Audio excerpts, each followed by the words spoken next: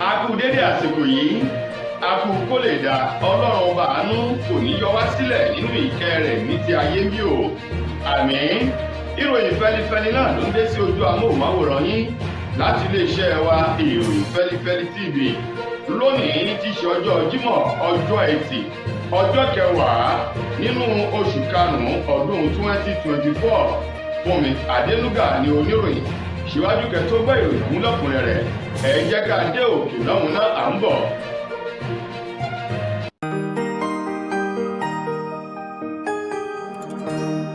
Ìròyìn Fẹ́lifẹ́li TV, àjààbálẹ̀ làwọn ìròyìn ti wà, máa wò lóòrèkóòrè.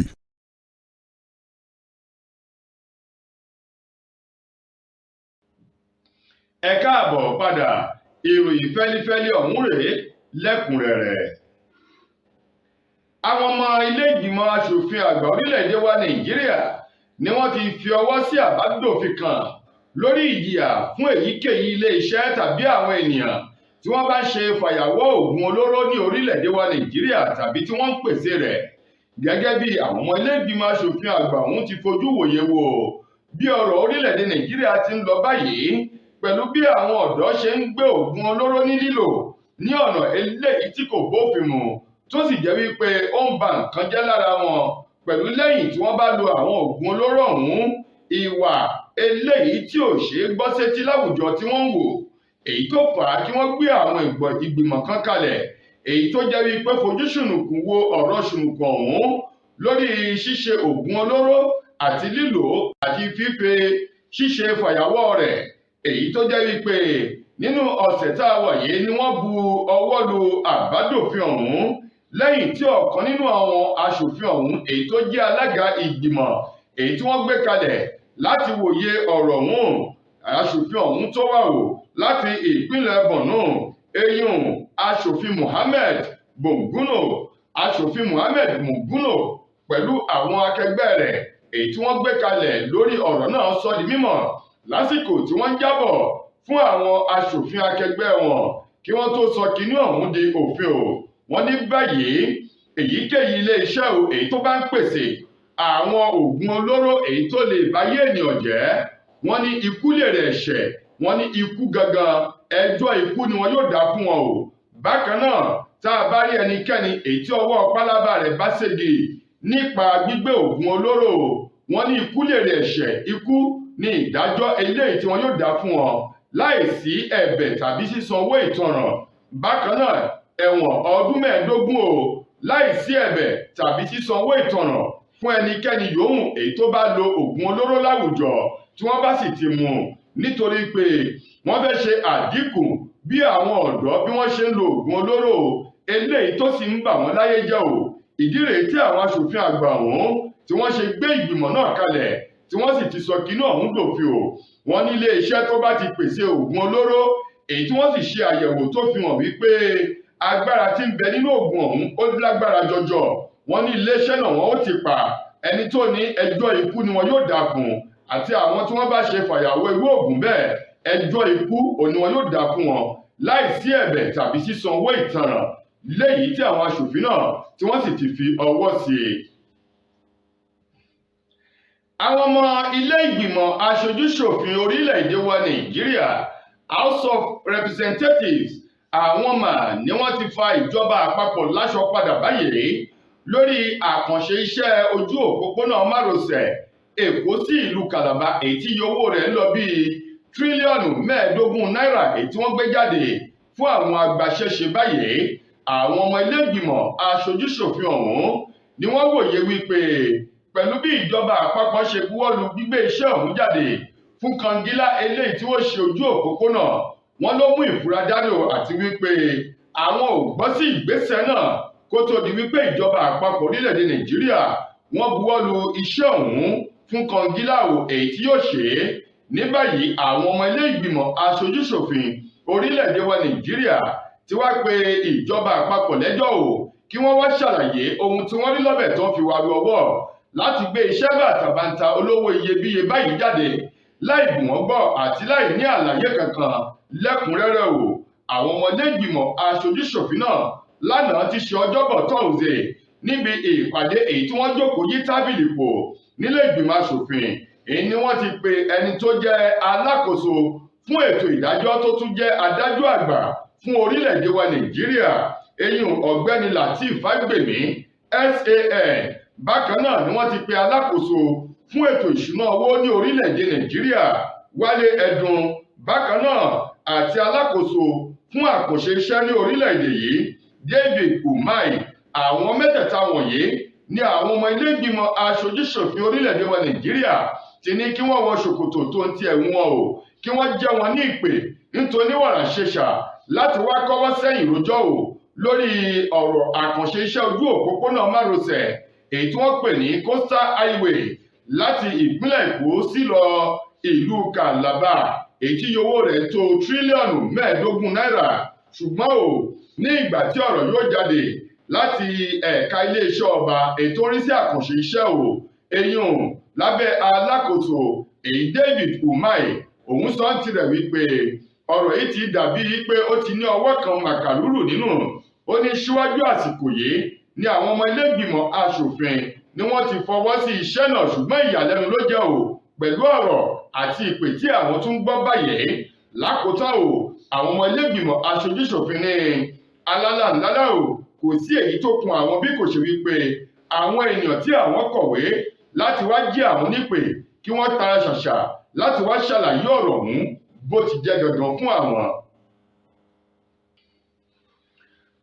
Ọ̀túnba Gani Adams tó jẹ́ ààrẹ ọ̀nà kakanfò ilẹ̀ Yorùbá Ìbà Gani Adams, òun mà ló ti ké sí ìjọba àpapọ̀ láti tètè wá wọ̀rọ̀kọ̀ fi ṣàdá lórí ìyàn ebi èyí tó ń pa orílẹ̀-èdè Nàìjíríà lọ́wọ́ báyìí látàrí ẹ̀kún owó orí epo èyí tí ìjọba àpapọ̀ orílẹ̀-èdè Nàìjíríà kéde yíyọ rẹ̀ lọ́dún tó kọjá pẹ̀lú àfikún owó iná eléyìí tó mú gegele bá gegele ní orílẹ̀-èdè yìí tó túbọ̀ mú aṣọ ìnira gbé wọ àwọn ọmọ orílẹ̀-èdè Nàìjíríà.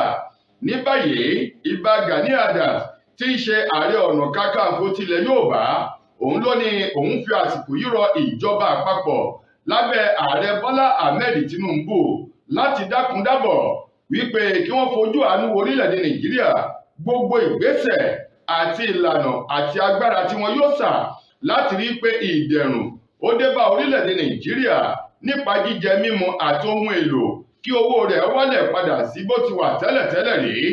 Ní kí wọ́n rí dájú pé wọ́n sà báyìí kí àwọn ọmọ Nàìjíríà kí wọ́n lè kan sára sí ààrẹ Tinubu tó ń ti àwọn tí wọ́n jọ wà nínú ìṣàkóso ètò ìjọba rẹ̀.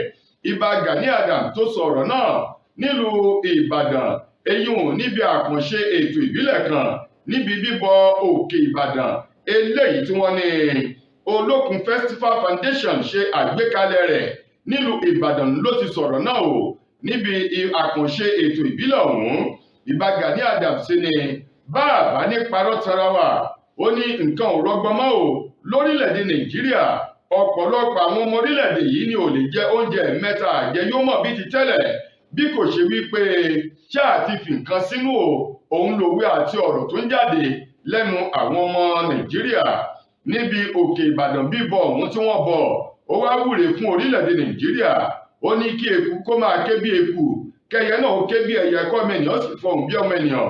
Ó ní àti wípé kí àwọn alálẹ̀ bojú wẹ̀yìn kí wọ́n dákun dábọ̀ kí wọ́n mú ìgbà rọrùn fún orílẹ̀-èdè Nàìjíríà. Bákan náà ẹni tí ó tukọ̀ ọlẹ̀ yìí tí gbogbo nǹkan yóò fi máa tùbà tùṣẹ́, kí àwọn alálẹ̀ kí wọ́n tètè darí rẹ̀ padà wá sí orílẹ̀-èdè Nàìjíríà gẹ́gẹ́ bí ìwúre níbi òkè Ìbàdàn ọ̀hún èyí tí wọ́n bọ̀ tó wáyé nílùú Ìbàdàn tí ṣolúlu ìpínlẹ̀ Ọ̀yọ́. látijọ́ aláyé ti dáyé lọ́kọ tí ń sọ lówó orí aya tájọṣepọ̀ wọn sì jẹ́ gbádùn òǹfà ìfẹ́. Tẹ́rẹ̀ ìgbádùn lọ́kọláya bá ti ń bọ́ ságídé kásáyàn ò fàǹfẹ́ láàrin wọn dòní yọ̀bẹ̀kẹ́. Tọkọ ò lè gòkè lọ́wọ́ déré. Tọkọ wa ń ṣe súkẹ́súkẹ́ lórí aya. Orísun ló yẹ ká padà sí. Ká tọ́jú ara wa pẹ̀lú S2 Herbal Bitters. Fátẹ̀ kan lẹ̀ gbọ̀ngbọ̀ngbọ̀n. Ká kó lẹ́gbẹ́ àwọn tí ń bẹ̀bẹ̀ fàyà lórí ibùsùn. S2 Herbal Bitters 100% herbal tí ò lọ́tí kankan nínú. Pẹ̀lú ǹtẹ̀ NAFDAC. S2 Herbal Bitters. Ilé-iṣẹ́ S2 Ultimate Holistic Spiritual Herbal Remedy International Limited ló ń ṣe. 002 Park Street First Avance Junction Ọ̀lẹ́yọ̀ Ìbàdàn Ọ̀yọ́ State. Ó wà lọ́pọ̀ yanturu ní 1825 Olúyọ̀lé Shopping Complex New Garage Ìbàdàn. Ẹ ti lè rí rà ní Lasorat Royal Plaza Asunlẹ̀ Junction off Akala Express Ìbàdàn Ọ̀yọ́ State. Fún ẹ̀kúnrẹ́rẹ́ àlàyé síwájú sí i tàbí tẹ̀yin gan bá fẹ́ jẹ́ alágbàtà fún wa, ẹ pè tàbí kẹ́ WhatsApp wa lórí +234 704 079 0153 tàbí kẹ́ kàn sí +234 806 400 0204. Bákan náà ni ẹ lè kàn sí abroad line wa lórí +353 894 982 845. S2 Abba Peters. Ó dára fún ìgbádùn ọkùnrin àtobìnrin.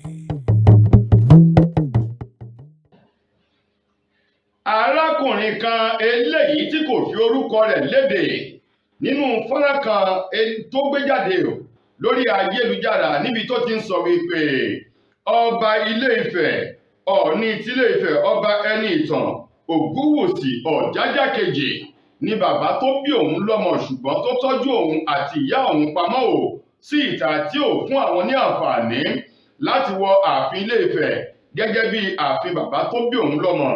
Arákùnrin ọ̀hún nínú fọ́nrán náà èyí tó wọ agbádá funfun tó ń ti ìlẹ̀kẹ̀ lọ́rùn tó gbé ìgò dúdú sójú pẹ̀lú fìlà lórí, níbẹ̀ ló ti ń sọ wípé bí ọba Ẹniìtàn Ògúnwùsì bá kọ̀ láti gba òun gẹ́gẹ́ bí ọmọ tó bí látinú rẹ̀, ó ní ọ̀pọ̀lọpọ̀ àṣírí èyí tí òun tọ́jú pamọ́ lòun ó tú sí ìta gbangba. Arákùnrin ọ̀hún tún sọ di mímọ̀ síwájú sí i nínú fọ́nrán ọ̀hún wípé ọba Ẹniìtàn tí í ṣe Ọọ̀ni tìlé-Ifẹ̀ ó ní pé òun ní bàbá tó bí òun lọ́mọ ṣùgbọ́n òótọ́ kọ̀ jálẹ̀ láti gba òun gẹ́gẹ́ bí ọmọ rẹ̀ ọkùnrin àkọ́kọ́ àtòun àtìyá òun tó sì tọ́jú àwọn pamọ́. Ó ní fún ọ̀pọ̀lọpọ̀ ìgbà lòun ti gbìyànjú láti lọ sí ààfin Ilé-Ifẹ̀ láti lọ rèé yọjú sí ọba Ẹniìtàn tí í ṣe Ọọ̀ni Ilé-Ifẹ̀ ṣùgbọ́n tí wọ́n ń dá òun padà lọ́nà tí wọ́n jẹ́ kóun ráyè wọ inú ààfin ọ̀hún. Ṣùgbọ́n ní ìgbà tí ọ̀rọ̀ yóò jáde láti ẹni tó jẹ́ olùdámọ̀ràn pàtàkì sí Ọọ̀ni Ilé-Ifẹ̀ lórí ọ̀rọ̀ ìròyìn àti ìbára ìlú sọ̀rọ̀, òun náà sọ̀rọ̀. Ó ní fọ́nrán ọ̀hún ó ní ayé sọ̀rọ̀ lásán ni tó jẹ́ wípé ẹni arákùnrin yìí kàn wá àwáwí ni ó ń wá ẹni mímọ̀ láti fi sọ̀rọ̀ ni. Ó ní kò sí nǹkan tó jọ ó ní ọba Ẹniìtàn kò ní ọmọkùnrin kankan tó ti dàgbà tó yìí ní ìta rárá bí kò ṣe wípé àwáwí lásán lárákùnrin ọ̀hún wí ṣùgbọ́n arákùnrin náà ni ó rí bẹ́ẹ̀ kò rí bẹ́ẹ̀. Ó ní àṣírí kan eléyìí tóun yóò tú síta tí yóò mì gbogbo ilẹ̀ Yorùbá tìtì láàrin òun àti ìyá tó bí òun lọ́mọ sí ọba Ẹniìtàn tí í ṣe ọba Ọọ̀ni tìlé-Ifẹ̀. Ó ní láìpẹ́ láì jìnnà bí ọba òun bá kọ̀ jálẹ̀ láàrin oṣù kan òun yóò tú àṣírí ọ̀hún síta láì bójú wẹ̀yìn. Lákòótán nínú ìròyìn wa fún tòní, gbajúgbajà ọmọ orílẹ̀-èdè wa Nàìjíríà tí ń kọrin tàkasùfé ọkùnrin ni David Adeleke tí gbogbo èèyàn mọ̀ sí Davido.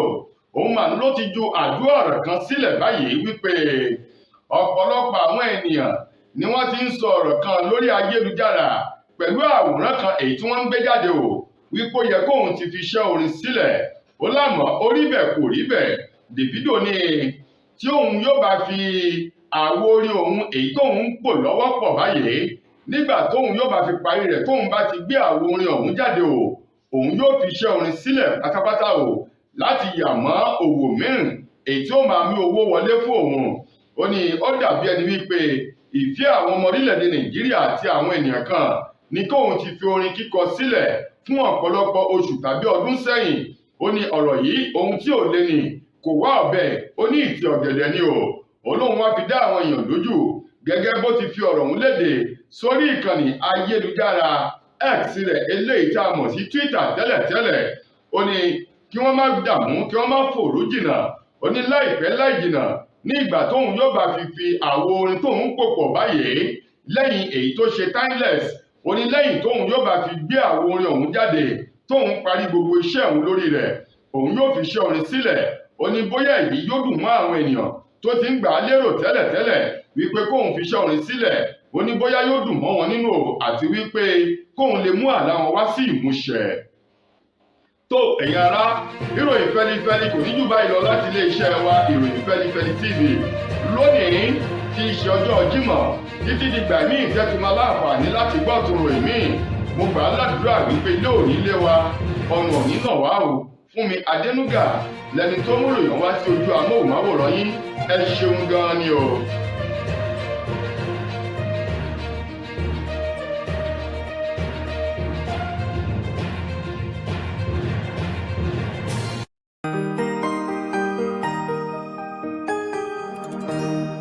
Ìròyìn Fẹ́lifẹ́li TV àjààbálẹ̀ làwọn ìròyìn ti wà máa wò lóòrèkóòrè.